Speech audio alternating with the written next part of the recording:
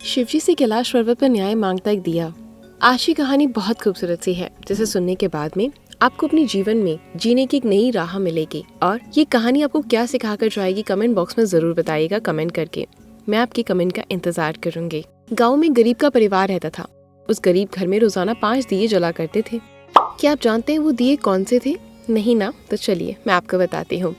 पहला दिया था उत्साह का, दूसरा शांति का और तीसरा हिम्मत का, चौथा समृद्धि का और पांचवा उम्मीद का। ये 5 दिए थे, उस गरीब के घर में जला करते थे हर रोज। एक दिन क्या हुआ, इन 5 दियों में आपस में झगड़ा हो गया। झगड़ा किस बात को लेकर हुआ? सब कहने लगे कि हम सबसे बड़े हैं। उत्साह का दिया कहने लगा मैं बड़ा हूँ। शांति का दिया बोला नहीं मैं बड़ा हूँ। हिम्मत का दिया बोला नहीं मैं बड़ा हूँ। समृद्धि का बोला कि तुम तीनों में कोई बड़ा नहीं, सिर्फ मैं बड़ा हूँ। लेकिन 5वां दिया जो उम्मीद का था वो भी यही कहने लगा कि तुम चारों में से मैं ही बड़ा हूँ। इस बात को लेकर इन 5 दियों में इतना झगड़ा हो गया और झगड़ा बढ़ता ही चला गया। इसके बाद में उम्मीद वाले दिए ने चारों से कहा, अरे भाई, हम तुम आपस में क्यों झगड़ रहे हैं? इस बात का न्याय चलो कहीं और दूसरी जगह करवा लेते हैं कि कौन बड़ा है।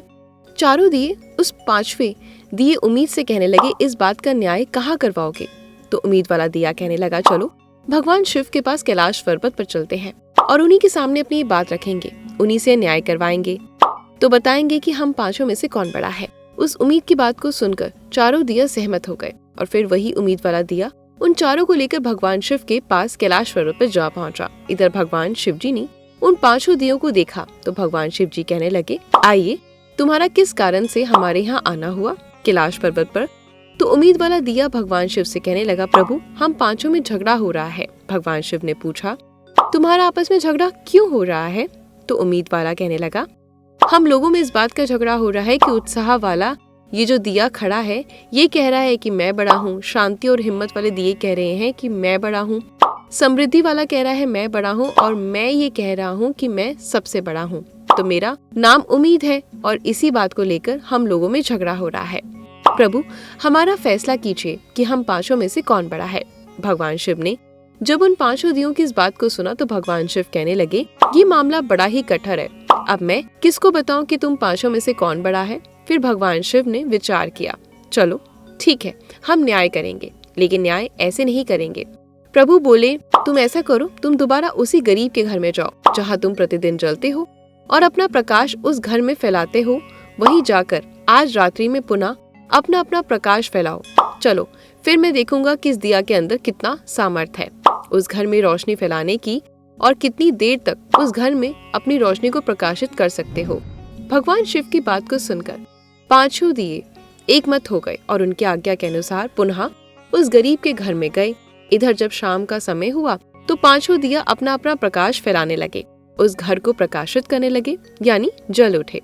कुछ समय तक उत्साह वाला दिया जलता रहा। फिर उसने सोचा, क्या फायदा हमारे जलने का, किसी के अंदर कोई उत्साह ही नहीं दिखाई दे रहा, तो मैं तो व्यर्थ का ही जल रहा हूँ, कोई फायदा नहीं। ये सोचकर उत्साह वाला जो दिया था वो वहीं पर बुझ गया। जब उत्साह वाला दिया बुझ गया तो शांति वाले दिए ने देखा कि ये तो बुझ गया, चलो हमें भी जलने का क्या फायदा, इतनी रोशनी देता रहूंगा फिर भी शांति दिखाई नहीं दे रही, सब हिंसा करते रहते हैं, तो क्या फायदा मेरे जलने का। ये विचार करके शांति वाला दिया भी बुझ जाता है। उसके बाद जो तीसरा हिम्मत वाला दिया होता है, उसने देखा कि उत्साह और शांति वाला दोनों जो है बुझ गए हैं। अब हिम्मत वाला दिया भी अपनी हिम्मत खो बैठा और वो भी बुझ गया।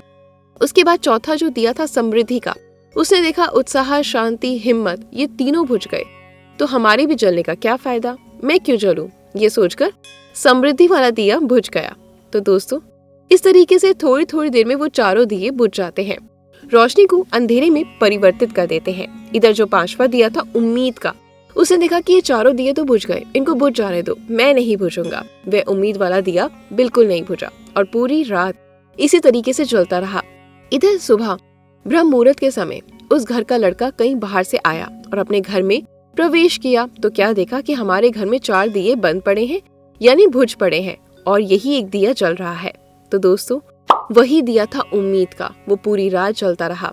दोस्तों, इधर गरीब के लड़के ने क्या किया, वही उम्मीद वाला दिया उठाया और उस दिए से जो चारों दिए उत्साह, शांति, हिम्मत, समृद्धि के बुझ पड़े थे, उम्मीद वाले दिए से उन्हें दोबारा से जला दिया और वो दोबारा से जलने लगे।